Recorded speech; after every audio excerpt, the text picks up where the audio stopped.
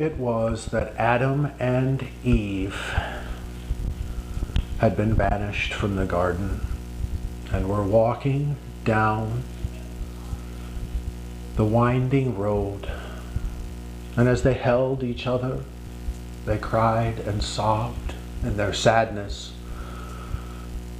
For as they walked down the trail towards the cave, they looked upon their flesh and saw that their bodies had been transformed and were not the same.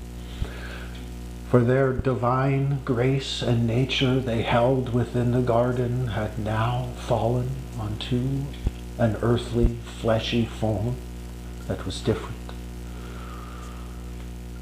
And as they reached the entrance to the cave, Adam cried out, "What is this place? How does it compare, this small space, to the expanse of the garden? How is it that we are to live here now? This earth scattered with rocks, that we must somehow find food when the abundance of the fruit and the trees were there? What are we to do now? And look at your eyes and look at my eyes. I no longer see the angels above in heaven as once we did, for even our eyes are fallen now onto flesh.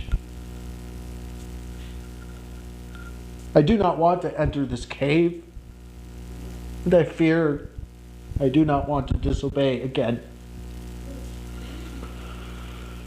So Adam and Eve entered the cave. And once they entered into the cave, they knelt and began to pray.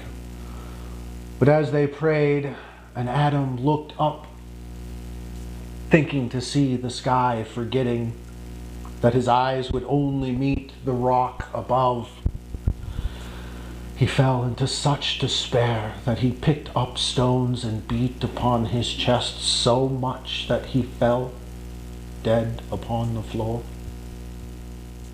And Eve, seeing this, began to weep over him. And she spoke, praying unto the Lord, "O my Lord, please do not forsake your servant. It was I was the one who brought the fruit to him and made him disobey. If not for me, he would still be within the garden. Please come and raise him up. Do not let me live alone. Here upon this place alone I cannot, for it was you who took a rib from him and fashioned me, mating us soul to soul, flesh to flesh, man to woman. I cannot live without my husband, Lord." And in her grief she fell upon him, and she too passed from the earth. And God, having heard their prayers, came down to them. And he did not intend for his creations to be ended, and so he raised them up again. And he spoke unto them and explained to them that it was their choice to eat of the fruit,